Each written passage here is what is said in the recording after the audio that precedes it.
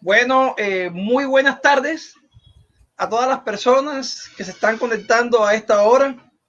Reciban un cordial saludo de parte de la Fundación Cultural Letra Clave y una bienvenida a la emisión semanal del programa de textos y pretextos, en el que tenemos la oportunidad de invitar autores y conversar sobre su obra.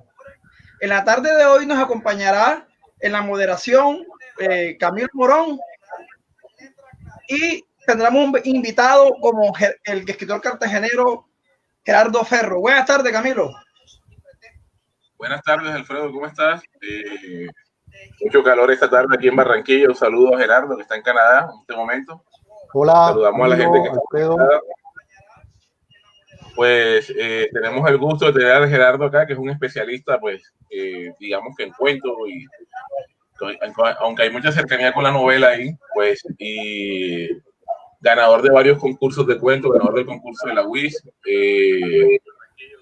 digamos que pues como una especie de autor de culto dentro de determinado circuito literario. Y pues estamos aquí como para charlar esta tarde sobre la obra de Gerardo. ¿Sí? Listo. Comienza, Alfredo, con las Sí, listo. preguntas. Vamos a hacer una breve presentación de Gerardo. Gerardo es cartagenero, es comunicador social, cuenta con varios premios literarios, con varios libros. Su primer libro es Cadáveres Exquisitos. Posteriormente también tiene Antropofobia, que fue ganador en la categoría de cuentos del concurso de la UIS. Si no estoy mal, en el 2005. También tiene Cuadernos para Hombres Invisibles, Las Escribanas y su último libro de cuentos, que es Nunca Olvidamos Nada, Nena. Gerardo, bienvenido, Gerardo. Gracias, Alfredo, gracias, Camilo, gracias a las personas que se conectan y que nos están escuchando, que nos están acompañando aquí en este Facebook Live, y por supuesto a los amigos de la Fundación Letra Clave por la invitación a que conversemos hoy un rato. Muchas gracias. Con este calor, también está haciendo calor acá en Montreal hoy. Bueno, listo. Bueno, con Gerardo ha pasado algo curioso. Yo tuve la oportunidad de leer a Gerardo por allá en el año, si no estoy mal, 2008, un cuento que me gustó bastante, que es La Comunidad del Autobús. ¿De qué año es ese cuento, Gerardo? Caramba, Alfredo, ese cuento debe ser del año 2002, tal vez. Salió publicado en Cadáveres Exquisitos, un libro del año 2003, o sea que más o menos de esa época. Listo, ese es un cuento que ha sido incluido en varias antologías. A mí me dejó una grata impresión, pero no sería sino hasta leer Antropofobia, que fue un libro que me facilitó Paul Brito, que tuve la oportunidad de hacerme como una idea un poco más amplia de lo que era el trabajo de Gerardo Ferro. A mí me gustó bastante ese libro. Descubrí ahí elementos bastante novedosos y decía, bueno, mira, este man es cartagenero, y a veces nosotros creemos que los que pueden escribir solo cosas interesantes tienen que venir de afuera. Y no sé cómo hice, pero conseguí el teléfono de Gerardo, hablamos, le comuniqué la impresión que me había causado su libro. Desde ese momento empezamos como a comunicarnos por Facebook, a escribirnos, siempre para hablar de literatura, conversaciones esporádicas, por supuesto, y de hecho, pero nos alcanzamos a ver por primera vez así cara a cara, fue hace como 2 días que estuvimos haciendo la prueba precisamente en streaming. Por lo demás siempre fue comunicándonos a través del chat, ¿no? Pero bueno, al escritor precisamente hay que conocerlo por su trabajo, aunque no está de más saber algo sobre su vida. Precisamente, Gerardo, que nosotros queríamos empezar conversando primero, antes de meternos de lleno principalmente, digo yo, con tus 2 libros de cuento, Antropofobia y Nunca Olvidamos Nada, Nena. ¿Cómo fueron tu acercamiento a la literatura? ¿Cómo llegaste a la escritura? ¿De dónde recibiste tú esa influencia para querer escribir? ¿De algún taller literario? ¿De algún familiar? ¿Cómo fueron esos comienzos? Bueno, yo desde muy niño me recuerdo interesado por la literatura. Desde muy niño, o sea, yo no recuerdo haber querido ser otra cosa desde que estaba chico que ser escritor, honestamente. No sé cómo sonará eso, pero es la verdad. ¿Cómo me interesé por la literatura? Creo que fue un acercamiento un tanto misterioso. En la casa donde yo crecí, en Cartagena, en el barrio de Crespo, que es la casa de mis abuelos paternos, estaba la biblioteca del abuelo.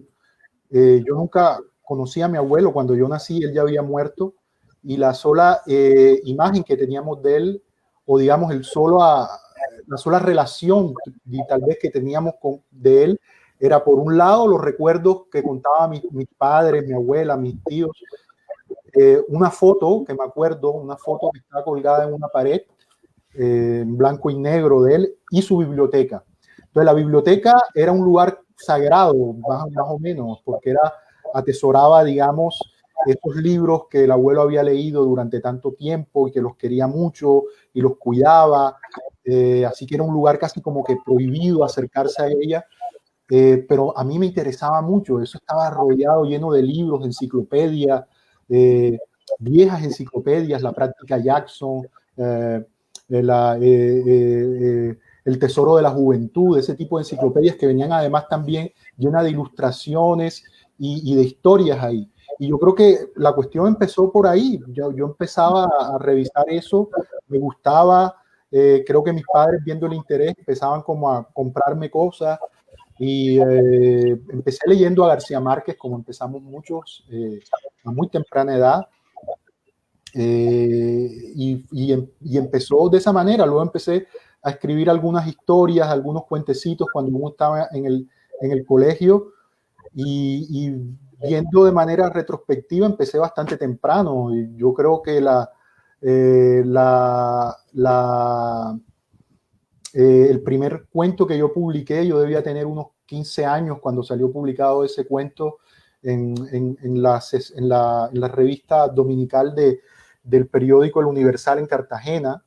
Es un cuento que se llama Un día de lluvia, y empecé en esa época bastante temprano, y luego, bueno, y fue creciendo, digamos, ese interés con más libros, con más autores, con la intención siempre de ir perfeccionando el trabajo que se estaba haciendo, ¿no? Digamos que eso es más o menos el inicio. Listo, Gerardo, hay algo que me causa un poco de curiosidad, porque pues hay como una influencia directa con ciertos autores contemporáneos o que están en boga en la actualidad, o que son autores pues que son muy cercanos digamos que a otra dimensión de la literatura, ¿sí? No te podríamos clasificar como un escritor del Caribe como tal, ¿sí? Porque tampoco pues entramos como dentro de ese rango de clasificaciones, ¿sí? Pero nos podría hablar un poco, ya nos hablaste como una influencia temprana, ¿sí? Tú acoges un camino en la literatura que podríamos hablar que es un poco cercano. Ahorita hablábamos un poco de Rey Rosa, aunque era una situación bastante dispareja ahí. Hablábamos de Bolaño. Podríamos hablar un poco de esa influencia de autores contemporáneos y cómo pues tu voz es bastante cercana a esos autores. Bueno, Bolaño es un autor que yo lo leí mucho y que a mí me interesa mucho, que me gusta mucho. Lo leí mucho durante una época. Digamos, en el momento en que yo leía a Bolaño, yo sentía que ya yo venía trabajando de antes ese estilo el que tú mencionas, esa voz que tú mencionas. Entonces yo no sé si la cuestión viene por ahí, realmente no sé de dónde viene esas historias, esas atmósferas o esa voz que me interesa a mí como autor, y que yo he intentado ir perfeccionando con el tiempo. Pero como te decía, yo leía mucho a García Márquez en un inicio. lo devoré absolutamente. Yo a los 15 años me había leído toda la obra de García Márquez, sus cuentos incluidos. Tal vez puede haber una relación, que lo mío no tiene nada que ver con realismo mágico, pero quiero decir como en la intención de tratar de ver la realidad de una manera distinta a la realidad que uno ve, digamos, a la realidad real que ven los ojos, a la realidad palpable, tangible. Tiene que ver también con Cortázar, un autor al que me gusta mucho, que leí muchísimo también. Otros autores como Borges ya los leí más adelante, aunque los conocí obviamente, pero al inicio cuando los leía sentía que no los entendía. Luego con el tiempo fui acercándome más a ellos. Así que esa es una pregunta difícil, compleja, porque realmente yo en un momento empecé a darme cuenta que la cosa era por ahí pero de manera, digamos, me empecé a dar cuenta luego, ¿no? Pero inconscientemente las historias salían de esa forma. Yo no sé, creo que Cadáveres Exquisitos, ese libro ya bastante viejo del año 2003, es el primero donde, digamos, empieza a trabajarse ese estilo de una manera más clara. Sí.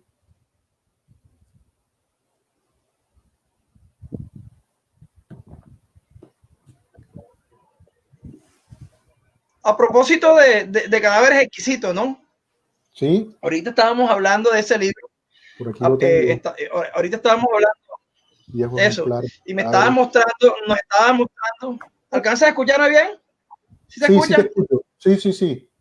Listo, ya bien. Digo que ahorita estábamos hablando precisamente de ese primer libro, Cadáveres Exquisitos, que tú publicaste más o menos cuando tenías unos 22 años.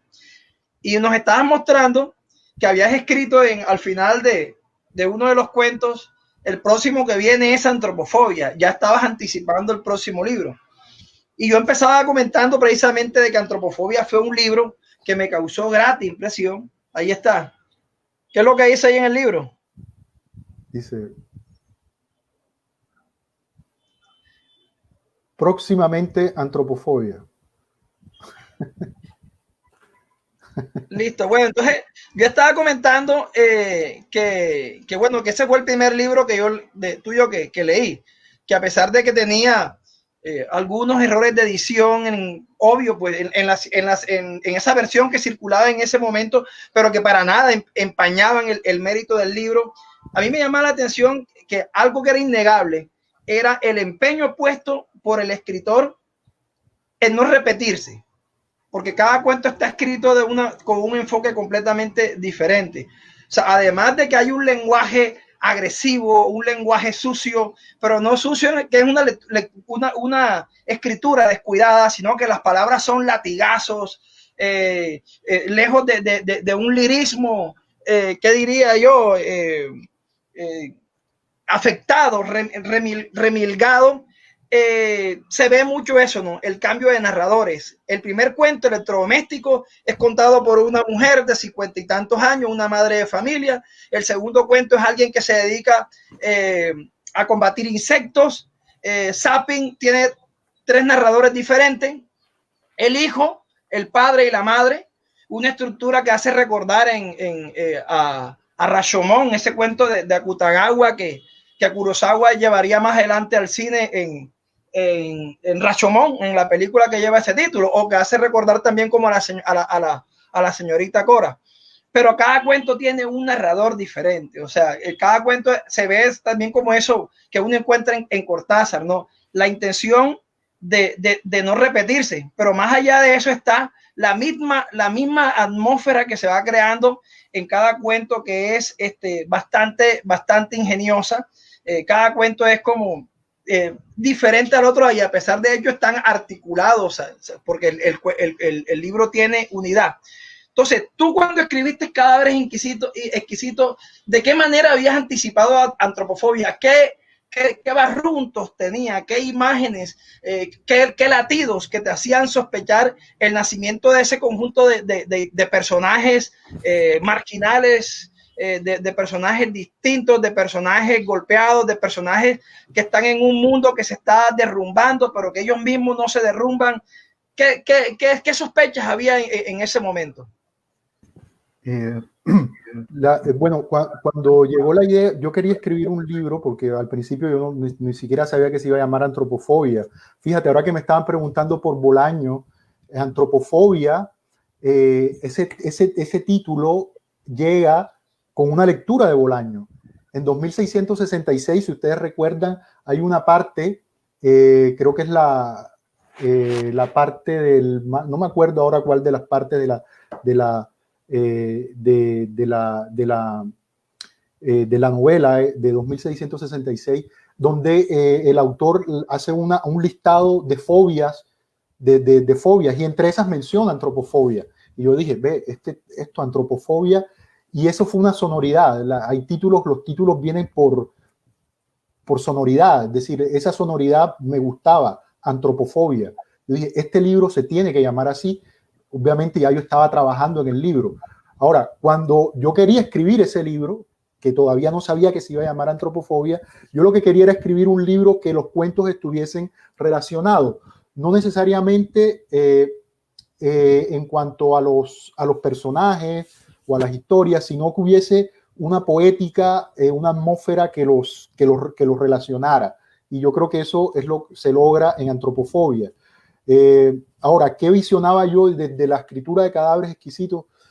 Hermano, no tengo ni idea. Realmente yo estaba pensando en continuar con esa cantidad de imágenes que venían y personajes y situaciones y cosas que me parecían supremamente interesantes, y venía como con la misma fuerza con la que venía de escribir Cadáveres Exquisitos.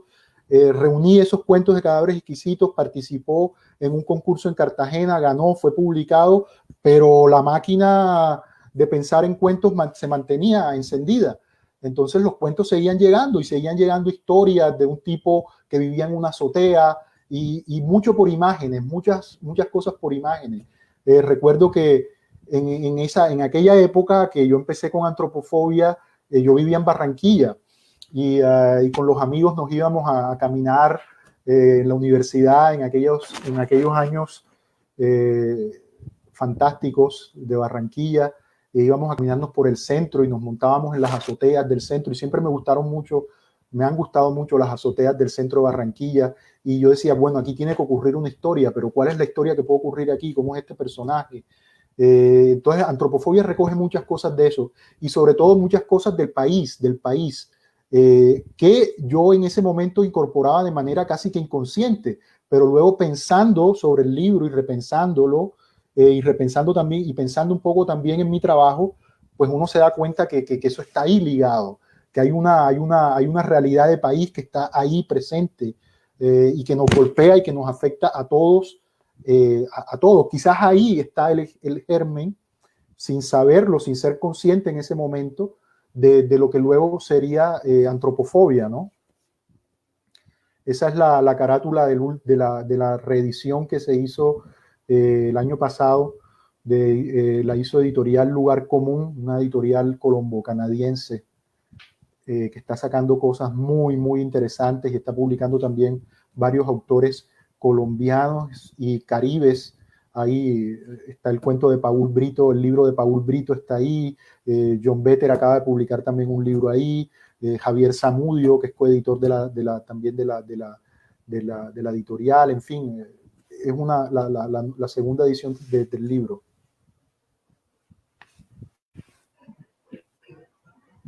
Listo, Gerardo. Un minutico y saludamos a la gente que está conectada en este momento, ¿sí? Angie Rodríguez, que está desde Valledupar, un saludo. Andrés Cotamo, aquí en Barranquilla. Poeta exiliado, nos escribe desde Cali, ¿sí?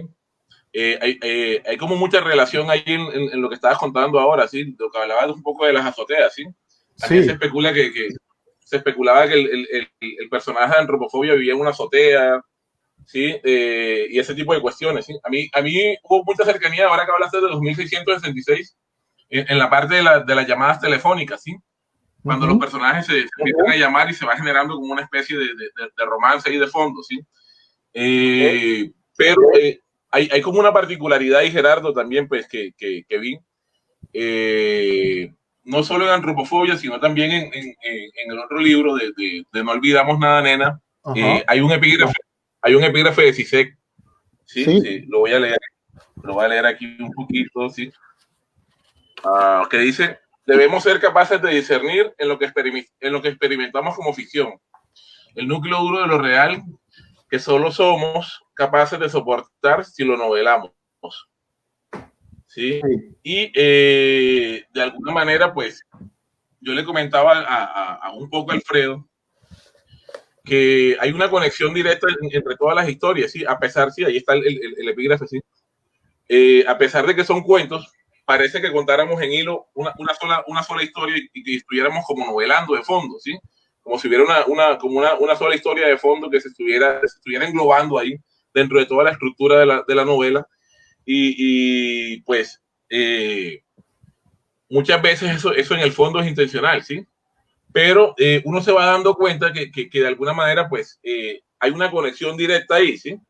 Me recuerda un poco hay un texto de R.H. Moreno Durán que se llama Cartas en el Asunto, no recuerdo bien si una novela vieja, y él va conectando todas las historias a través de cartas, ¿sí? Son cartas que van conectando con aspectos distintos, pero me parece un recurso bastante notable y me gustaría que nos hablaras un poco de si estoy en lo cierto o no estoy en lo cierto frente a eso, porque tenía una discusión con Alfredo en la tarde sobre esa parte, ¿sí? De cómo se puede englobar eso y en alguna instancia pues acortamos ahí como esa corta distancia que hay ahí entre el cuento y la novela, ¿sí? Okay. Entonces, sí, porque no te he leído novelas, soy sincero que no he leído novelas, estoy con los dos libros, pero entonces hablar un poco sobre esa parte, ¿sí? Bueno, es muy probable que yo estoy interesado y estoy trabajando en novelas ahora desde mucho tiempo y de hecho lo que estoy trabajando actualmente es una novela que vengo trabajando desde hace rato. Es muy probable que los cuentos hayan sido un acercamiento a la novela. Muchos me han hecho ese comentario en Antropofobia, por ejemplo, que ven Antropofobia o que entienden Antropofobia como una suerte de novela fraccionada en varios cuentos. Eso es posible, es muy probable. Yo no la pensé necesariamente como así. Nadie me lo había dicho con Nunca olvidamos nada, nena. No lo creería yo, honestamente, porque digamos que el proceso creativo de Nunca olvidamos nada, nena, fue bastante dispendioso, complejo, tomó mucho tiempo, pasó por muchas opciones de edición que al final no se concretaron y eso se fueron acumulando los años y pues bueno, uno continúa trabajando sobre los textos y los textos fueron filtrándose hasta quedar lo que finalmente fue editado en el libro. Es decir, que no fue pensado inicialmente con esa idea que tenía Antropofobia de que fuese un conjunto de cuentos que respondiera a una misma, a una unidad o que estuviesen relacionados de una manera u otra. Sin embargo, la relación debe estar ahí porque obviamente es un mismo autor y digamos su marca de agua está presente ahí en cada uno de esos textos, ¿no? Ahora, a mí no me preocupa realmente mucho el género, no es una cuestión que digamos que me, que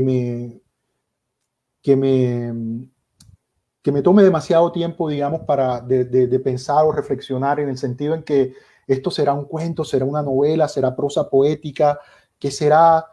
No, la historia simplemente llega y la historia llega y va adquiriendo una forma y tú vas sabiendo si eso es un cuento, si esto puedo resolverlo en 5 páginas, si puedo resolverlo en 10, si puedo resolverlo en más páginas, si puedo resolverlo en 2, 3 párrafos. Y yo creo que de todas maneras digamos, la novela, por hablar de la novela es un género híbrido, ustedes lo saben, la novela permite muchas cosas.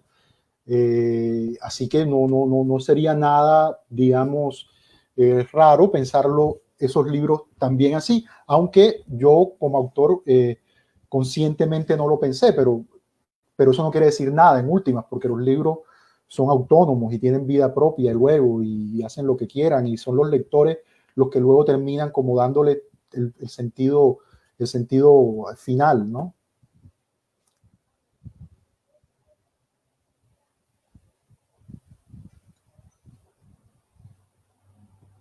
No los escucho. No te escucho, Alfredo. Alfredo, no te escucho. Alfredo, Y ahora, listo. Listo, ahora sí. Bueno, digo que aprovechamos aquí para saludar a Alberto Ginás y también desde el César, Carlos César Silva nos dice, cada quien tiene su propio catálogo o método para escribir un cuento, ¿cuál es el suyo? Propongo que las preguntas, no te vayas ahí, Carlos, que ahora dentro de poco le damos espacio a todas las preguntas que nos está haciendo la gente. Y un saludo, hay un grupo, tenemos 34, ustedes van variando, van entrando y tenemos por ahora 34 y tenemos un grupo acá del César. Bueno. ¿Qué iba a decir yo? Bueno, ahí vamos a dejar compartir, vamos ahorita a dejar dos cuentos de Gerardo para que la gente que los quiera leer en dos enlaces. Uno va a ser la comunidad del autobús y otra Borges en Montreal. Vamos a hacer una última pregunta ya para cerrar el capítulo de antropofobia y pasar al último libro de cuentos. Bueno, yo en antropofobia me llama la atención eso, ¿no? De que en ningún momento el cuento está interesado en moralizar ni en dejar enseñanzas, pero hay elementos comunes para mí que vienen a ser como el individualismo, la disfuncionalidad, el problema que tienen los personajes de comunicarse, y todo eso en un telón de fondo que, como decía, es un escenario en algunos cuentos apocalíptico. Decía ahorita un mundo que se está cayendo a pedazos. Entonces, no se aborda de una manera directa el tema de la violencia en Colombia, a pesar de que hay un cuento donde se toca de manera bastante tangencial, pero de alguna manera, por lo menos en mi percepción, que yo veo cierta atmósfera, digamos que pesimista en algunos cuentos, podría ser una manera en que el cuento o en que antropofobia estaba recogiendo la violencia reinante en el país en ese momento. Sin duda, absolutamente. Y esto es una reflexión que yo hago pues muy posterior al libro, ¿no? La primera edición del libro fue en el año 2006, de cuentos que empezaron a escribirse pues, desde antes, ¿no? Eso es una reflexión que yo hago ahora, pero sin duda, absolutamente. Digamos, el elemento que cruza antropofobia, todo antropofobia, incluso los cuentos que uno menos pensaría que podrían estar relacionados con la violencia, es la violencia. Es la violencia. Yo tengo una teoría que pues no creo que sea nada original, ni que seguramente ya se habrá escrito mucho sobre eso y se habrá hablado mucho sobre eso, pero bueno, ustedes saben, la violencia es un tema fundamental en la literatura colombiana. La literatura colombiana nace con la violencia, nace con historias sobre la violencia, desde antes de la vorágine incluso, ya novelas sobre la guerra de los 1000 días, etcétera. Así que nuestras generaciones y la generación nuestra, la de ustedes, la mía, es una generación que ha vivido con la normalización de la violencia. Es decir, nosotros nos levantamos consumiendo violencia en el televisor y en los medios todo el tiempo sin darnos cuenta. Y eso se ha normalizado en nuestra manera de relacionarnos con los otros, se ha normalizado en la manera como aceptamos, como vemos esos hechos, como algo que sí, es del día a día y con eso desayunamos y con eso almorzamos y con eso cenamos y nos vamos a acostar y discutimos todo el tiempo sobre eso, porque hay diferentes tipos de violencia, ¿no? No vamos a entrar ahora a reflexionar a fondo sobre eso, pero yo tengo la teoría de que toda esa generación de escritores está marcada por la violencia, querámoslo o no, de alguna manera en lo que escribamos está presente la violencia, en una estética, en el lenguaje, en la manera, en los tipos de personajes, incluso en la normalización misma, a través de personajes, cómo lo manejamos. Y lo que era antropofobia es como los rastrojos de eso. Por eso está ese mundo apocalíptico, acabado, semidestruido o destruido, de personajes que viven inmersos en eso, en la imposibilidad también de comunicarse, como tú decías, con el otro. incluso dentro del mismo núcleo familiar, donde se tiende cada vez más a la isolación, o como en el cuento Zapping, por ejemplo, que es tan cercano a la realidad de hoy, por ejemplo. Esto que vemos de las familias confinadas por una peste, eso es lo que cuenta Zapping, y se publicó hace más de 10 años, ¿no? Una familia que le da gripa y que vive encerrada en su casa y que se va encerrando cada vez más, individualizando cada vez más. Así que yo sí creo, Alfredo, Camilo, que sí, que la violencia es el tema que atraviesa todo ese libro, todos esos cuentos, y es un tema que a mí, en lo personal, como escritor, me interesa mucho trabajar, sobre todo en la manera como eso se normaliza en la sociedad, porque una sociedad que crece de esa manera y que crece normalizando la violencia, tiene que cambiar sus maneras de comunicarse, su manera de relacionarse con los otros, la manera como eso entra y afecta los núcleos familiares, los núcleos personales, en fin. Así que yo sí estoy de acuerdo contigo en lo que planteas. Yo considero que sí es el tema que abarca y que atraviesa todo el libro, claro que sí. Bueno, aquí tenemos 43 personas en línea y tenemos aquí a unos amigos que también escriben. En Miguel Barrios Payar es uno de ellos. Está cercano a publicar su libro también. Esperamos que sea pronto. Y a Carlos César Silva también. De hecho, tenían un bar allá en Valledupar llamado Tron Bar, algo así, ¿no? Con el juego este de Tron Bar y Orbis Tertius. Elvira Restrepo, saludándonos, buenas tardes, gracias por la invitación. Y Anderson Rizo, saludos, Fundación Letra Clave, que siempre ha estado con nosotros. Camilo, ¿quieres preguntar algo? El micrófono.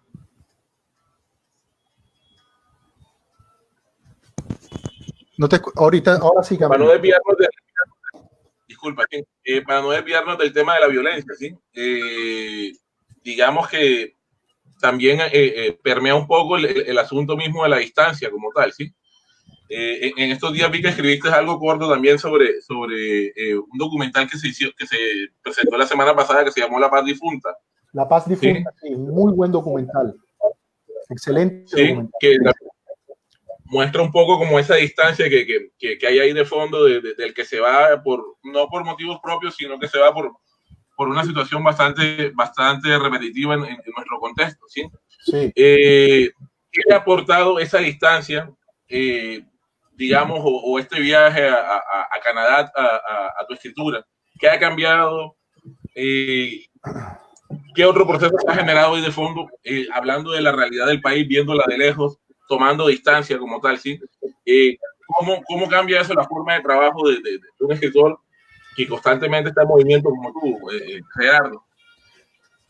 Mucho, Camilo. Ha sido un aporte muy grande.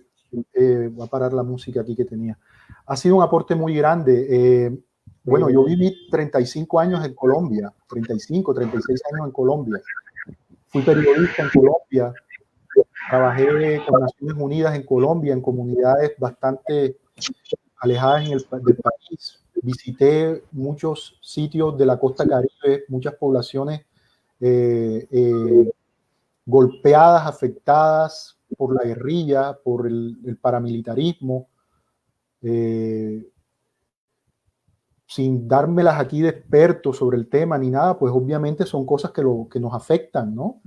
Y que nos tocan como seres humanos y como escritores, como escritor, pues también me afecta y me toca.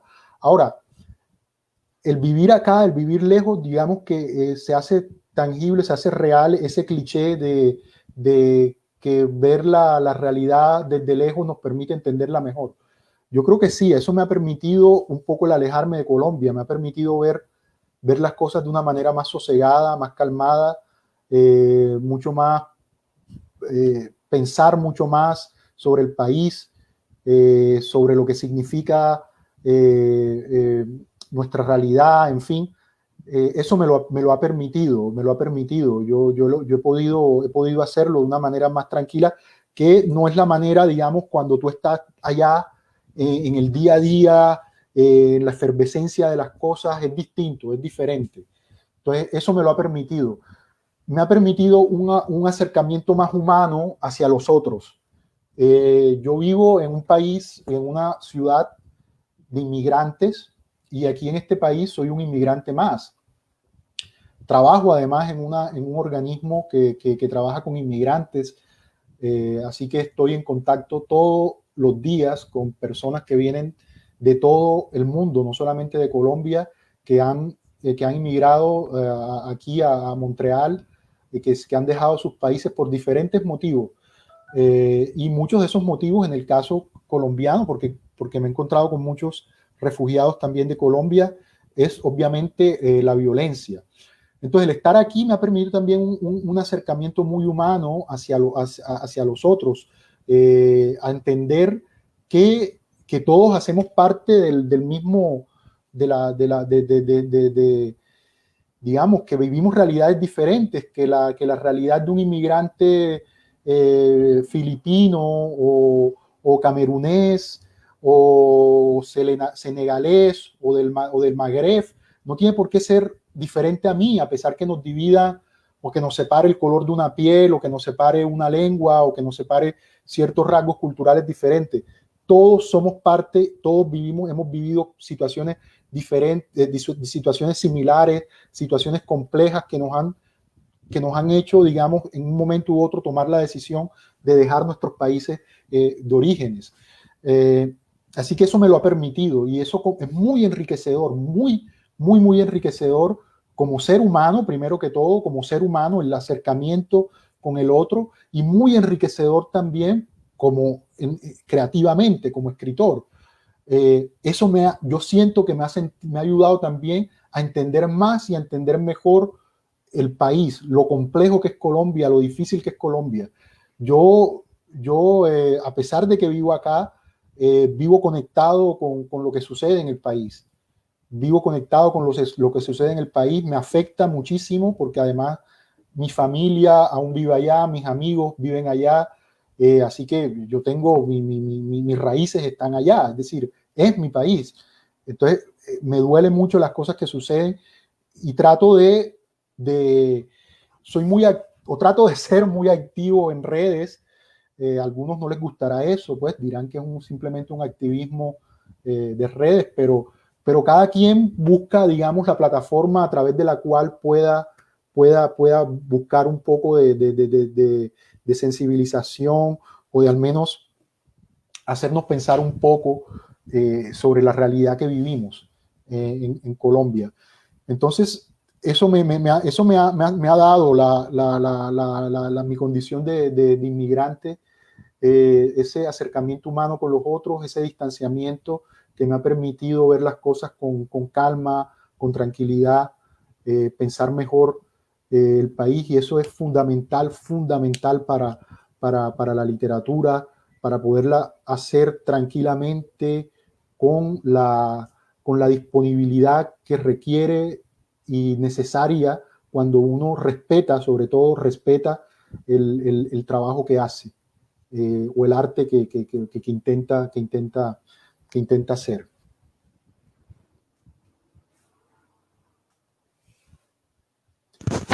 No te escucho, Alfredo. Ojo con los micrófonos. Listo, sí. Es que acá los cubrimos para que no haya interferencia.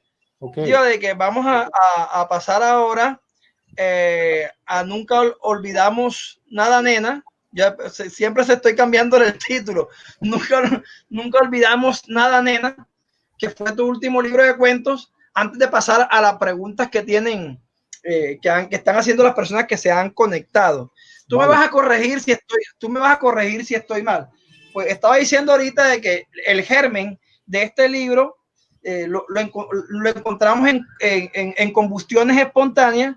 Hay una historia muy curiosa que fue, si no estoy mal, fue ya en el 2005, que cuando ganaste Antropofobia, mandaste 2 libros diferentes a 2 concursos: Antropofobia a la UIS y Combustiones Espontáneas, un concurso en Bogotá, de una cuantía que prácticamente triplicaba a la de la WIS, pero la condición era que el autor no hubiera ganado antes o que no hubiera ganado antes un concurso, algo así. Pero al ganar la WIS, al ganar el concurso de la WIS, y 15 días más tarde te dan el veredicto del otro concurso que era 3 veces mayor, ya dejabas de ser inédito en ese sentido y te quitaron el premio. No sé si estoy mal en eso, pero creo que ese libro, Combustiones Espontáneas, fue el que más tarde se convertiría en Nunca olvidamos nena, nunca olvidamos nada, nena. Te cuesta ese título, ¿eh? ¿Ah? Te cuesta ese título. Te cuesta siempre decirlo. estoy cambiando, siempre lo estoy cambiando. Nunca olvidamos nada, nena. Aquí está, pues, vamos a mirar acá. Ajá. Si quieres te respondo, sí, claro.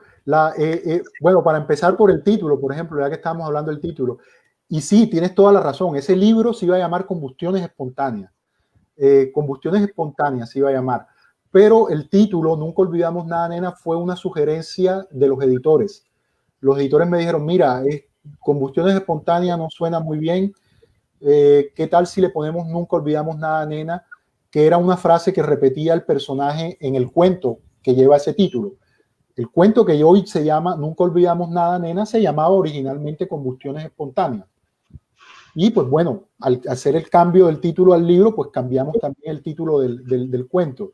Pero fue una sugerencia del editor y a mí me encantó, me parece que era el título de ese cuento.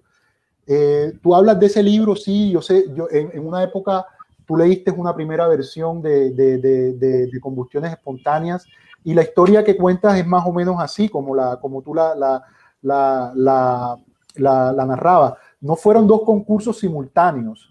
Yo gané en el año 2005, final de 2005 o 2006.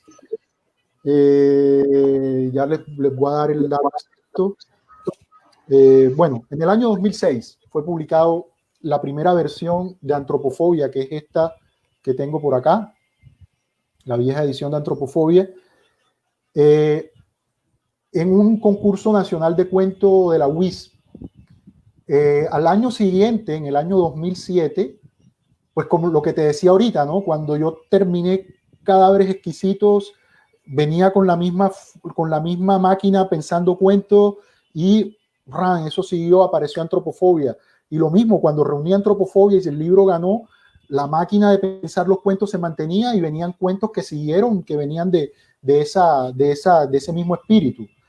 En el año 2007, el Instituto Distrital de Cultura de Bogotá abrió un concurso nacional de cuentos y pues para ese momento ya yo tenía un volumen considerable para armar otro volumen de cuentos y mandé ese otro volumen de cuentos al concurso. Dentro de una de las cláusulas de ese concurso decía que la persona que había ganado un premio nacional de cuentos el año anterior, algo así, no podía participar en ese concurso. Yo obviamente leí la cláusula y dije, esto es una tontería, una estupidez, así que si yo gano un concurso no puedo participar en otro. Y pues hermano, yo mandé el libro y el libro ganó. El libro ganó, me comunicaron que había ganado, hubo un acta de jurado que me dio como ganador. Pero a los pocos días me volví a ser contactado por la gente del Instituto Distrital de Cultura de Bogotá diciéndome que alguien había llamado al instituto a decir que yo estaba descalificado porque yo había ganado un anónimo, que yo había ganado el año anterior ese premio en la UIS. Yo les dije, hombre, sí, yo gané ese premio en la UIS. Ellos obviamente ya se habían comunicado con el Departamento Cultural de la UIS, o sea que también estaban enterados del asunto, y se me quitó la cuantía del premio. Es decir, no me pagaron por el premio ni el libro fue editado, pero el ganador, pues digamos, al menos en el acta que a mí me entregaron, había sido mi libro, ¿no? Pero esa es más o menos la historia. Pero sí, sin duda ese fue el germen de ese libro. Ese libro luego empezó a dar vueltas y vueltas en editoriales. Estuvo a punto de salir como 2 veces. Lo iba a publicar Collage Editores, luego no se publicó. Después se iba a publicar en otro lado, no se publicó. Y en la medida en que iba pasando de un lado a otro, pues obviamente tú sigues trabajando en tus textos, los sigues depurando, hay cosas que ya no sirven, las vas sacando y hay otras que se mantienen, ¿no? Hay unos cuentos que se mantienen desde ese momento, por ejemplo, cuentos como El Vendedor, es la misma versión que estuvo en ese primer libro de Combustiones Espontáneas, la que salió publicada, Combustiones Espontáneas, luego con el cambio del nombre a Nunca Olvidamos Nada, Nena, y otros cuentos que se mantuvieron, como Búnker, por ejemplo, el cuento Búnker, se mantuvo la idea del cuento, pero ese fue un cuento que también fue un proceso largo de escritura, una primera versión que era como una idea más futurista, y luego terminó convirtiéndose en una historia de un barrio, que es la que aparece que es un reflejo de país, además, que es la que aparece en el libro, sí. No, vamos a ir a aprovechar aquí para irle dando el espacio a las preguntas de la gente que se ha conectado para que no...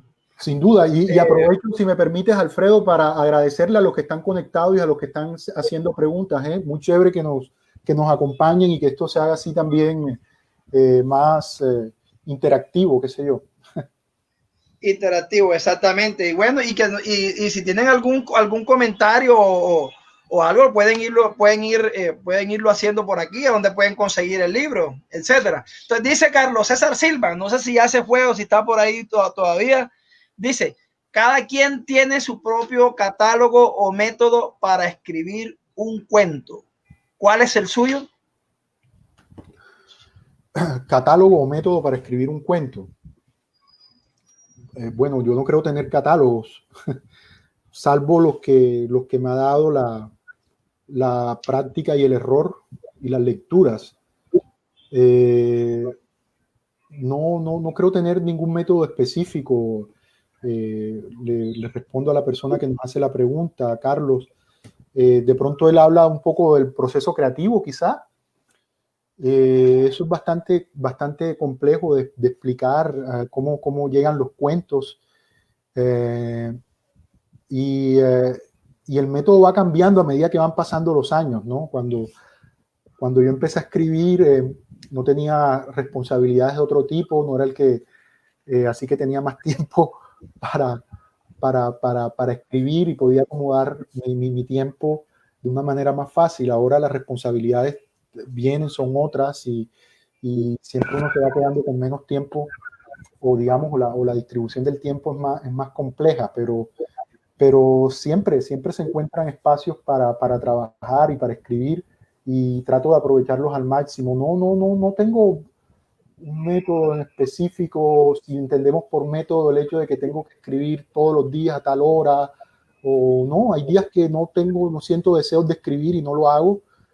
Hay otros días en los que es una fiebre que uno debe sentarse y trabajarla, así sea si eres capaz de sacar una línea. Trato de ser muy respetuoso con lo que hago, de imponerme el respeto sobre lo que hago, hacia tratar de perfeccionar cada vez más lo que hago. Ese es mi meta, mi objetivo, digamos. Respeto hacia la palabra, hacia la literatura, y tratar de ponerme como práctica la perfección de eso, buscar esa perfección, que es imposible, ¿no? Es un imposible, pero en la búsqueda de ese imposible es donde está la clave del asunto.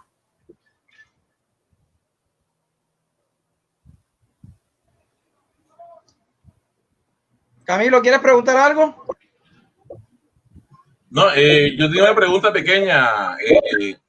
Claro, Camilo. Gerardo, tiene que ver con el asunto del supermercado, ¿sí? El personaje de Antropofobia, pues, escribe un libro que se llama Teoría del Supermercado, ¿sí? Okay. Y el primer cuento se llama Algo, ¿sí? Y tiene una relación directa ahí con lo que habla un poco este pensador francés Holleck, y de alguna manera, pues, que nos cuentes un poquito sobre esa relación con el supermercado, las necesidades impuestas, el personaje carente de voluntad, ¿sí? porque se ve ahí como una especie de obsesión permanente dentro del rango mismo de lo que se escribe y que se ha ido recreando a lo largo de los años y sigue ahí como latente, ¿sí?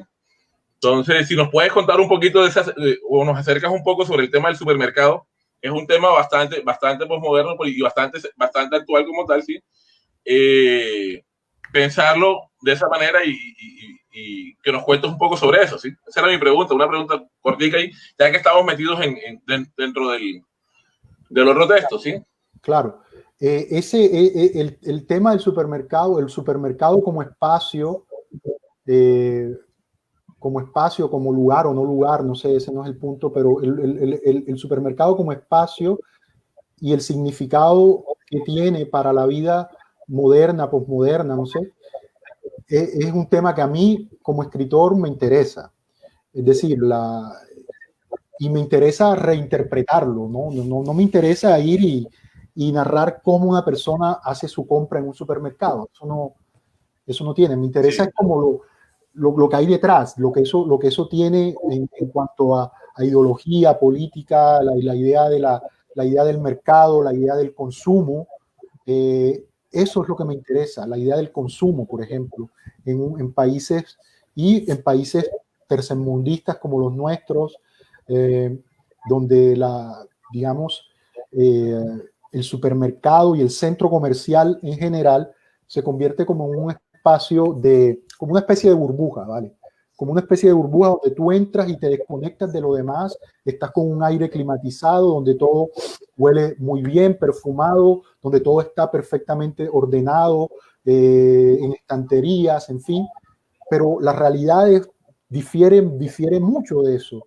La última vez que estuve en Barranquilla, hace algunos años, me impresionó, por ejemplo, la cantidad de centros comerciales que hay en la ciudad. Y era increíble. Y, por ejemplo, y pasó una cuestión muy interesante. En esa época que yo fui, se estaba inaugurando o algo así, o hacía poco se había inaugurado una extensión de un centro comercial, que ahora no me acuerdo cuál es, a la entrada del barrio abajo, uno de estos centros comerciales, no sé si podemos dar nombres aquí, pero bueno.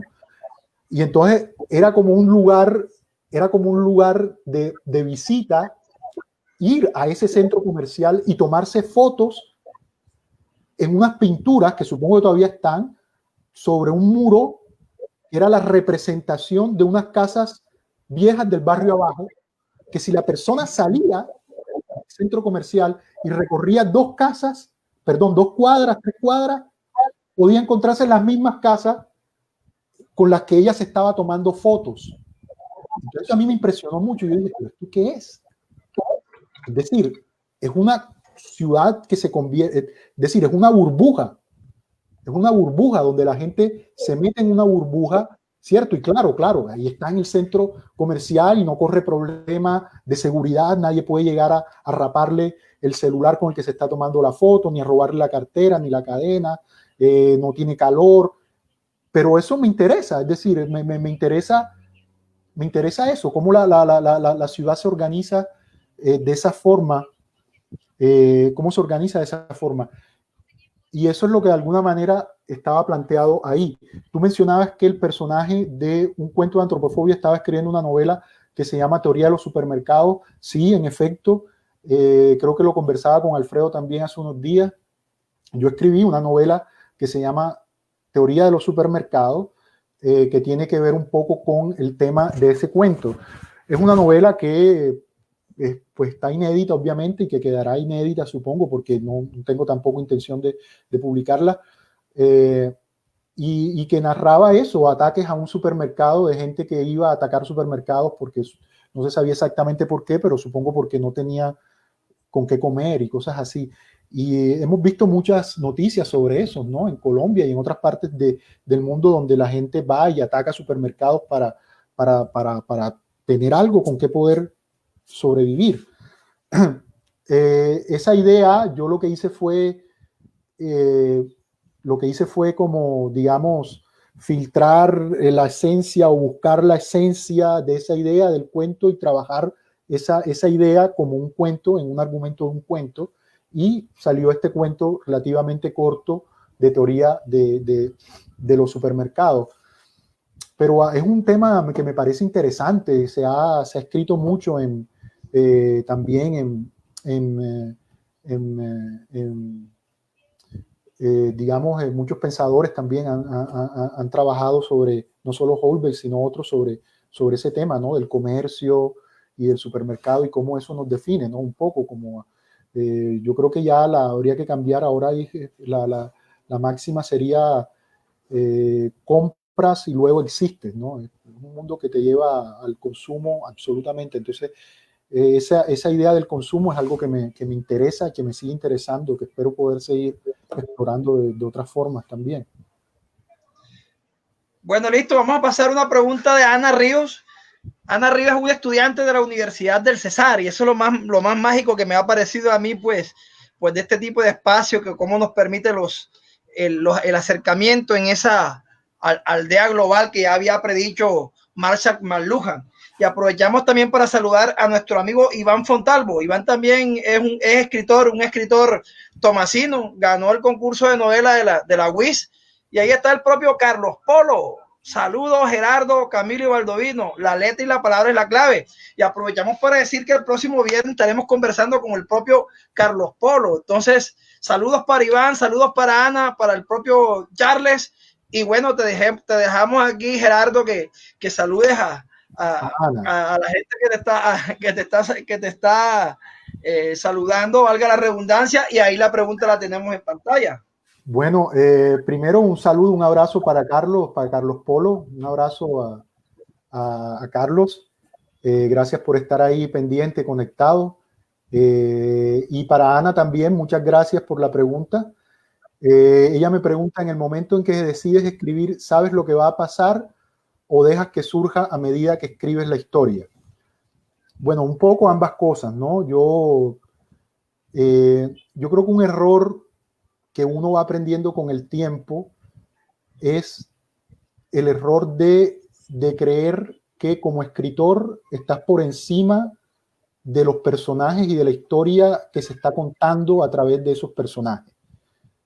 Uno como el tiempo, la escritura, el proceso creativo, el trabajo, el ensayo y error, y las lecturas, por supuesto, también, te va enseñando que uno como escritor no es más que una especie de ¿cómo llamarlo? De medium, qué sé yo, no sé, alguien que va eliminando un poco los rastros, la suciedad, para dejar que la historia vaya andando. Lo importante es la historia, lo importante es los personajes. Yo no suelo tener un mapa preciso de qué es lo que va a pasar, sobre todo cuando estoy trabajando una novela. Lo que intento es acercarme a los personajes y dejarme guiar un poco por ellos. Generalmente parto de una de un título, de un nombre o de una imagen inicial, una primera frase. A veces hay una idea en mi cabeza de cómo podría ser ese final, hacia dónde podría llegar ese cuento.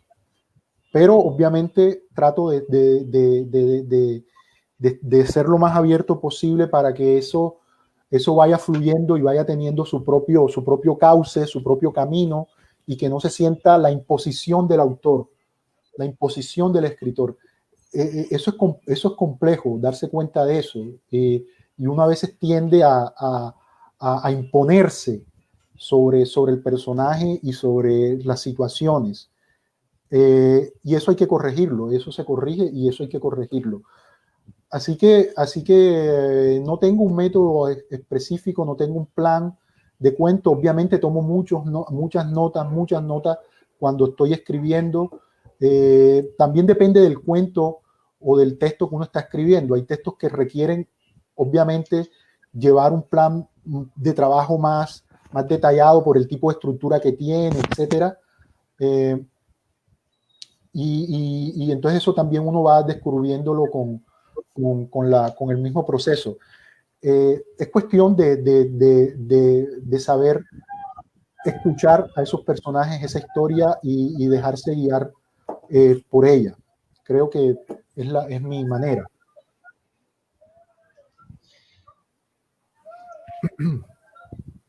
Listo, bueno, entonces voy a hacer una pregunta yo y otra de la gente que está con de Andrés Cótamo. Tenemos una. Iván Fontalvo nos dice, saludos, hay que leer más a los nuestros, en definitiva. Por supuesto, eso lo conversábamos en estos días, que a veces en los talleres literarios no se sabe lo que están haciendo los autores barranquilleros, los autores cartageneros, los autores monterianos, sino que se cree que solamente hay que leer a los autores del canon. Y los que estamos escribiendo, los que estamos en el proceso de trabajar, hay que imaginarnos que estamos como en una enorme empresa en la que no puedes desconocer lo que está haciendo el que está en el cubículo detrás de ti. Sí, porque encuentras manera a veces de aprender mucho de él, de ver qué está haciendo la gente, qué tiene que decirte sobre tu realidad. Entonces, Andrés Cótamo tiene una pregunta interesante. Él dice, hay un tipo de protesta frente a la metamorfosis de la representación contemporánea del absurdo y antagónico culturalmente de la sociedad actual, de cómo se autoflagela el humano acabándose y desdibujándose en su significado. Listo. Entonces, ahora vamos a soltar la pregunta de Andrés. Volviendo me refiero a la otra pregunta, volviendo al libro, Nunca olvidamos nada, nena, ¿verdad? Tú nos comentabas precisamente que fue por sugerencia del editor, y yo también te comentaba antes de que empezáramos la transmisión en el en vivo, que yo sentía que era un texto más cercano al poema en prosa que al cuento, y tú nos decías ahorita mismo que cuando escribes te da igual el género porque tú sencillamente obedeces el impulso, lo que quieres decir, y sencillamente lo escribes, y bueno, los demás que digan cuál es la tipología textual. Pero entonces yo quería hablar un poco de ese salto que hay desde lo que es antropofobia hasta este último libro, pero donde va prevaleciendo eso que señalábamos en antropofobia, que es lo experimental, que es la intención que hay siempre de no repetirte, de superarte. Entonces ahí vemos como un retablo de temas. Algunas historias ya están ubicadas en Montreal, y otras que ubicas acá en Cartagena o Calamarí, ¿cierto? Tienes como dos cuentos de ese tipo. Empiezas con Teoría de los supermercados, luego viene Cielo oscuro casi naranja, luego el cuento que le da título al libro, y en cada uno de esos textos va, como te decía, dándote cuenta uno de que son distintos, de que tienen distintos narradores, distintos puntos en que se ubica el narrador o los narradores para contar la historia, presente, pasado, en fin. Pero yo quiero centrar mi atención en el último cuento, que es prácticamente una noveleta, ¿ya? Y eso es lo que decía Camilo, que en ti siempre se está viendo esos textos que están frizando la frontera con la novela. O sea, puede ser un cuento largo o una novela corta, como se quiera ver, pero es un cuento de casi 50 páginas, un cuento sobre Borges escrito con un enfoque borgiano. Y es precisamente ese Borges en Montreal. Sí. Un cuento en el que se narran tres posibles cadenas de hechos que pudieron desatarse a propósito de la visita que hizo Borges a Montreal en 1968 a dictar una conferencia sobre la influencia de los sueños en la literatura inglesa. Yo tuve la oportunidad de leer una versión anterior que me mandaste hace rato, ¿verdad?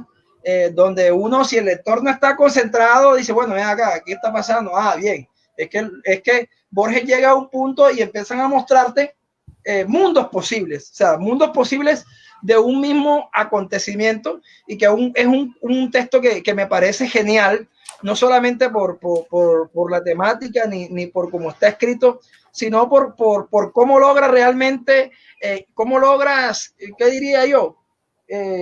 Interiorizar a Borges para hacer una propuesta borgiana partiendo de un hecho real como fue la visita de Borges a Montreal. ¿Qué nos puedes comentar de eso, Gerardo? Bueno, claro, cómo no. Gracias por la pregunta, porque Borges en Montreal es un cuento que yo quiero mucho, me gusta mucho, creo que es el trabajo hasta el momento mejor logrado que he hecho en cuento, en cuanto al cuento. Un poco, hay dos cosas en la pregunta que hacías, ¿no? por un lado está el hecho de la forma y el contenido, ¿no? Que es lo que un poco como es esto de las estructuras y de cómo cada cuento va estructurándose, tratando de buscar una manera, voy a utilizar esta palabra, original de contarse, aunque no creo que sea la mejor, pero bueno, ustedes entienden lo que quiero decir. Y digamos, eso responde obviamente a un tema que siempre es muy tratado en literatura, que es el tema de forma, contenido, y está relacionado con lo que decía anteriormente, con el hecho de saber escuchar la historia, cómo contar la historia, ¿no? Esa es la gran pregunta. La pregunta no es solo que uno se hace es ¿qué voy a contar? Sino, bueno, esto que voy a contar, ¿cómo lo cuento? ¿Cómo se cuenta?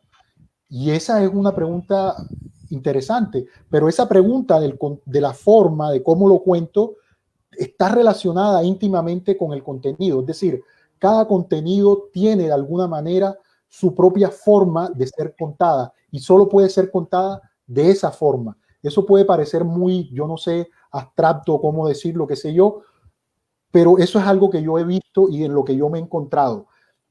Hay veces en las que tú estás trabajando en un cuento y tú sientes, o en un texto y tú sientes que el cuento no avanza de tal punto.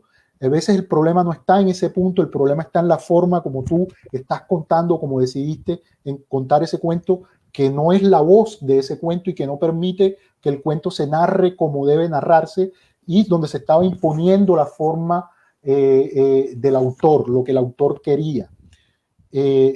Entonces, cada contenido va buscando y va encontrando su forma de contarse. Entonces, eso desemboca en el tema de Borges.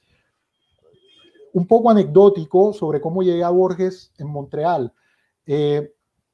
Aquí en Montreal yo hago parte de un consejo editorial, si se puede decir así. Si hay algunos amigos de la revista que lo están viendo, a lo mejor me corrigen. Nosotros cuando estaba estudiando acá en Montreal, yo estudié una maestría aquí en Montreal de literatura, se me metió esa locura, y creamos una revista virtual que se llama Hispanofón, aprovecho para hacerle la publicidad. Nos inventamos esa revista y había una sesión de cuentos. Un día una persona envió un cuento a la revista, lo puso a consideración. Yo leí el cuento porque estaba, digamos, en ese consejo editorial. Y yo leí el cuento y era una historia era una historia muy borgiana, de rasgos borgianos, de un tipo viejo, casi ciego, que llega a una biblioteca de Montreal y empieza a buscar libros viejos y tal. Entonces, a mí me pareció que el autor estaba haciendo un guiño a Borges.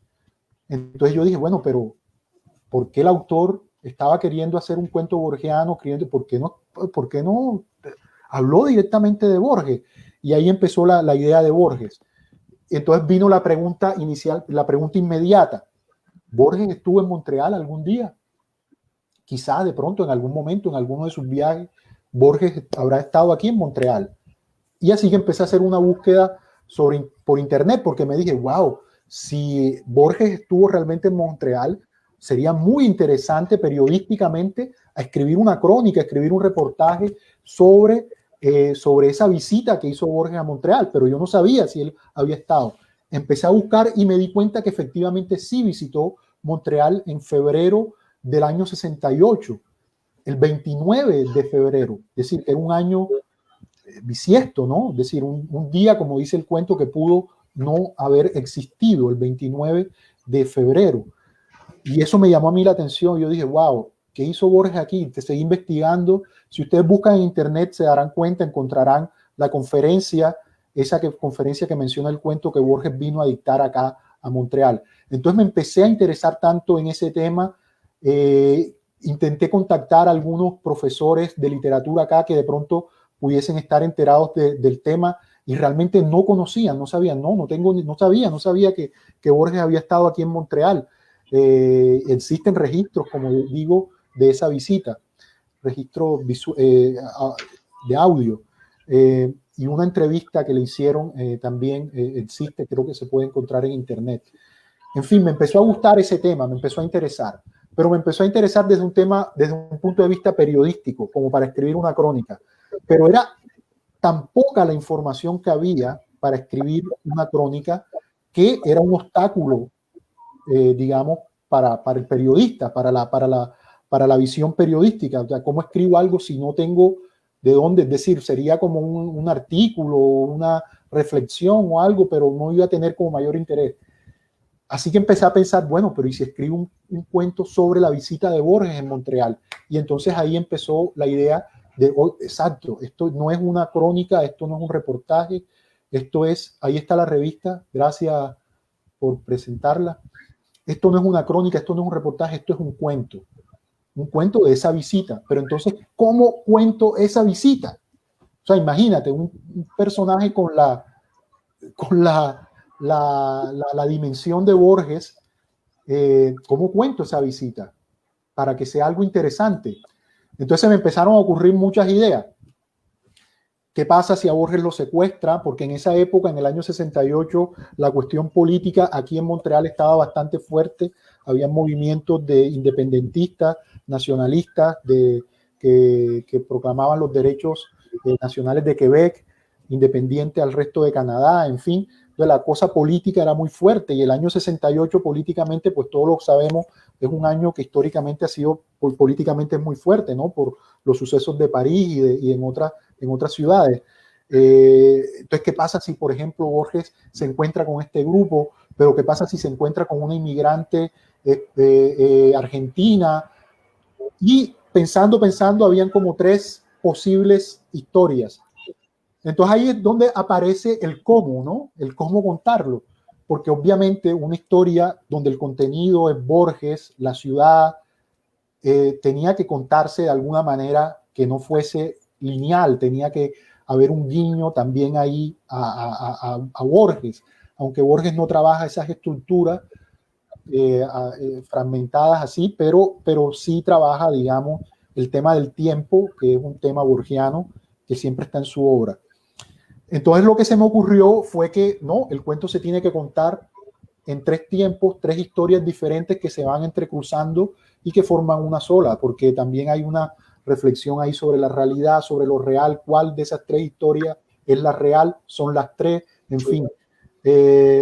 Y así fue surgiendo y luego lo que vino fue un proceso, digamos, de releer a Borges muchísimo, de escuchar todas las entrevistas que pude escuchar de él en internet, de tratar de familiarizarme con su voz, con sus gestos, para poder recrear de alguna manera un poco ese Borges personaje, porque de todas maneras es un personaje dentro del cuento, ¿no? Y así fue que surgió la idea o la historia detrás de este cuento de Borges en Montreal. Pero la visita es real, como les digo, visitó efectivamente Montreal en el año 68, el 21 de febrero. Listo. No sé, a mí como que todo ese enfoque me recuerda un poco de pronto a Soriano, así, en Triste, Solitario y Final, toda la recreación, o todo lo que cuesta ese ejercicio como tal un poco, ¿sí? Pero bueno, eso da para hablar otras cosas, ¿sí? Después. Pasemos un poco a las preguntas del público. Aquí Claro. Andrés pregunta que, pues, un poco sobre la contaminación en el proceso creativo con la lectura y nos habla sobre la música, ¿sí? ¿Qué tanto contenido musical hay en tu sendero creativo? Y miremos otra pregunta de Iván Fontalvo para ver si la podemos como englobar las dos. La otra pregunta que está bajo Alfredo de Iván Fontalvo, que dice, en este tiempo de lectores breves, ¿cree Gerardo que el cuento como género empieza a tener mayor visibilidad editorial? Entonces, un poco de la lectura, un poco de la música y un poco de la relevancia del cuento en la actualidad como tal. Gerardo, para ir cerrando ahí y darle como la palabra al público, así que ya nosotros hablamos bastante. Claro, Sí. por supuesto. Entonces, Andrés pregunta sobre la contaminación del proceso creativo y hay un par de cosas que salen de ahí, que es el tema de la música, que sí tiene que ver con mi proceso creativo. Y el otro amigo hablaba sobre el cuento como género breves y si en este momento de lecturas breves eso podría tener una mayor visibilidad editorial. Empiezo por la última, pues yo esperaría que sí, hermano, porque el cuento es la realidad es que las editoriales cada vez editan menos cuentos He visto últimamente que la tendencia es a editar ahora más cuentos. Editorial Lugar Común ha editado varios libros de cuentos. Entre esos libros está el libro de Paul también, y está el libro de John Better, que también es un libro de cuentos, si no me equivoco. Bueno, Cis Barral está también, el Planeta está publicando también cuentos de Andrés Mauricio Muñoz.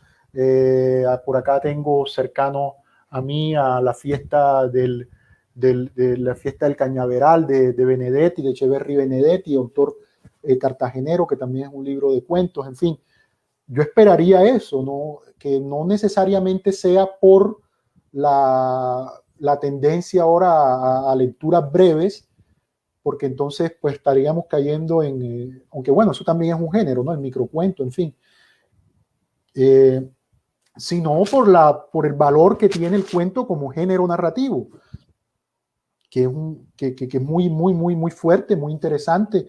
Y Colombia y América Latina en general, y Norteamérica también, por supuesto, los norteamericanos son maestros en el cuento. Carver, Hemingway, tiene una historia muy importante del cuento, del cuento como género. Yo me atrevería casi que a decir que somos una literatura latinoamericana más de cuento que de novela, me parece, ¿no? O por lo menos tuvo gran fuerza en una época. Yo esperaría que eso se retome ahora por el valor intrínseco que hay en el cuento como tal, como género. Sobre la contaminación del proceso creativo, puedes llegar a contaminar el hecho de que tú estés tan metido en alguna lectura con algún autor, sobre todo en autores más jóvenes, digamos, cuando estás empezando a escribir, esa influencia de lo que estás leyendo inmediatamente se nota mucho. A mí se me notaba mucho en mis primeros textos, pues la influencia de García Márquez, por ejemplo, como que digo que lo leí mucho. Después devoré también a Bukowski durante un periodo, pero luego ya me fui apartando de eso, y uno va teniendo como esas etapas. Hoy, por ejemplo, veo a Bolaño con mucho cariño, con mucha admiración aún, pero digamos, uno empieza ya también luego también como un autor muy juvenil. Entonces sí puede ser contaminante en algún momento, sobre todo al inicio, pero no creo que eso luego, sí, ya uno empieza a digerir bien sus influencias, no creo que eso tenga por qué ser contaminante, todo lo contrario. Un escritor que no lee, que no es principalmente un lector, no lo es, no es un autor. Es decir, la lectura es, por supuesto, fundamental, y aprende uno mucho sobre eso. Y la música, yo soy no podría decir que soy un melómano, pero me gusta mucho la buena música, escucho música. Últimamente estoy escuchando música también, sobre todo jazz. Antes no lo hacía, escribía sin escuchar nada, pero últimamente sí. Así que la música sí siempre está presente en mi proceso creativo. Es muy relajante también escucharla y estar cercano a ella, a buena música. El micrófono, Alfredo, no te escucho. Listo, digo que vamos a pasar a una pregunta de Ana Ríos. Sí, pero antes quería complementar eso que estabas diciendo tú. Ya, Andrés Cótamos, que él es un visitante asiduo de nuestros programas, él siempre hace la pregunta sobre la música. Sí. Y hoy, esto ya que estaba releyendo tus cuentos, me estaba acordando de Andrés precisamente, porque la música es un elemento, no solamente la música de la sonoridad que van construyendo las frases al relacionarse, que eso lo tiene mucho tus cuentos, ese ritmo ya el ritmo lo tienen, sino también la música. De hecho, cuando digo la música que escuchan los personajes, la música incidental. Por ejemplo, en Antropofobia, el cuento de plagas, el que está fumigando siempre está escuchando a Wagner, está escuchando música clásica.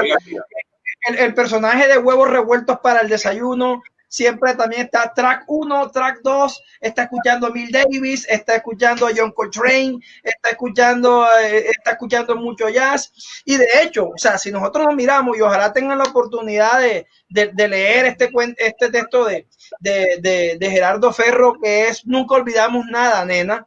El cuento, o para mí, como yo considero una prosa poética, ya, eso es un comentario al margen, está dividido por distintas partes y cada parte lleva el nombre de la canción de un músico que es Jerry Cabrón. O sea, la historia se construye precisamente, Jerry Cabrón, el narrador, es una historia en segunda persona. El narrador va relacionando las letras de las canciones de Jerry Cabrón con algún incidente con su chica, con nena. Por eso el título siempre le está diciendo, mira, mi amor, ¿te acuerdas cuando escuchamos esta canción de Jerry Cabrón? Y esa fue la vez en que Jerry Cabrón, Marilyn lo cogió con otra mujer y él se fue detrás de ella, y en el desierto la alcanzó y dio un concierto ante sus seguidores. Y mira, mi reina, que, o sea, la música siempre es un elemento que está bastante presente allí. Entonces, si quieres decir algo sobre eso, fantástico, pero de paso no olvidemos la pregunta de Angie, ¿no? Para ir cerrando, como decía Camilo. Hombre, sí, fíjate, me has hecho pensar en todo eso y tienes razón, me fui bastante breve en el tema de la música, pero es verdad, a mí me encanta la música, estoy siempre escuchándola y bueno, es imposible que no se incorpore a la literatura que hago. Por ejemplo, en Plagas era mucho como la imagen, a mí ese cuento vino con esa imagen, como que un autor, no, este tipo fumigando en el edificio con toda su indumentaria del caso, y me lo imaginaba esa imagen en cámara lenta, los pasillos de un edificio viejo llenos de esa neblina, de esa bruma, del humo de la fumigación, y de fondo a Wagner, a Bach, escuchándola a él en sus audífonos. Eso era lo que me atrapaba, esa imagen. En el otro ejemplo que colocabas de huevos revueltos para el desayuno, claro, esa relación tormentosa, conflictiva entre esa pareja, está de fondo el saxo de Coltrane que le está rompiendo el tímpano y el cerebro a esta gente. Es como un reflejo del cuento, también un reflejo del interior de los personajes, la música. Eso es muy clave. Si uno logra hacer eso, que la música se convierta en un reflejo de eso, es donde está la clave. Hay un cuento también que me gusta mucho de Antropofobia, Electroshock bajo las luces del circo se llama, que es ese cuento de un grupo musical itinerante que va por todo ese país derruido captando los sonidos de la guerra que ellos dicen, ¿no? Llega una población que ha sido masacrada, que ha sido baleada, que ha sido por algún grupo armado, y ellos llegan a rescatar los sonidos que hay ahí, y con eso crean su música, crean una música que ellos le llaman un jazz, ¿cómo era que lo llamaban? Piromaníaco o algo así. Somos el cuarteto de jazz experimental y piromaníaco de la carretera, dicen ellos. Entonces, sí, la música está presente, y durante el proceso creativo es interesante también. A veces uno está escribiendo cosas y necesita conectarse con ciertas sonoridades. Me he dado cuenta mucho en esta novela en la que estoy trabajando ahora, he necesitado ir a escuchar cumbias, a escuchar música colombiana, que me ayude también en eso. Y bueno, entonces pasando a la pregunta de Ana Ríos, me pregunta que si en Antropofobia el orden en el que se encuentran los cuentos tiene un fin o un hilo. Claro, todo tiene un fin, tiene una razón, ¿no? De por qué de por qué los cuentos están ordenados de esa manera y no de otra. Cuando yo leo un libro de cuentos, a mí me gusta leer un libro de cuentos de principio a fin, porque me parece que es una manera también a mi modo de ver, de respetar al autor, porque el autor pensó también en una forma de organizar esos relatos. Eso no se organiza al azar. Es muy importante y por lo menos yo me tomo un buen tiempo en pensar cómo van a ir organizados los cuentos. El cuento con que inicia un libro de cuentos no puede ser cualquier cuento, tiene que ser un cuento que atrape, tiene que ser un cuento que no puede ser muy extenso, tampoco muy corto, tiene que ser un cuento fácilmente de digerir, y hay una lógica que si uno la mira con detalle se va dando cuenta, ok, de este lado son cuentos que están más relacionados con este tipo de cosas, estos cuentos de la mitad son más relacionados con la realidad del país, estos otros son más de la inmigración, en fin. Entonces sí hay una lógica, sí hay un elemento conductor, un hilo que va trazando una estructura, un orden a cada relato, a la manera como se va organizando cada relato en el libro, sin duda.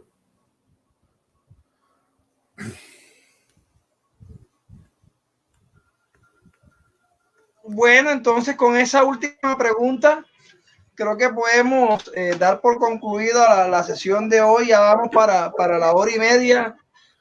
Gerardo, estamos muy agradecidos de verdad de que hayas aceptado esta invitación, y también estamos muy agradecidos con la gente que ha estado participando, haciendo aportes bastante relevantes para la discusión, porque esto se trata precisamente de eso, ¿no? De que podamos interactuar con la gente, de que puedan leer a Gerardo. Aquí estaba compartiendo un enlace, pueden verlo aquí en los comentarios, donde pueden leer Borges en Montreal. Bueno, por ahí pues tenía la comunidad del autobús, pero no sé cómo compartirla, pero si me escriben y están interesados, se las puedo facilitar. Y vuelvo y quiero poner el acento nuevamente en eso, ¿no?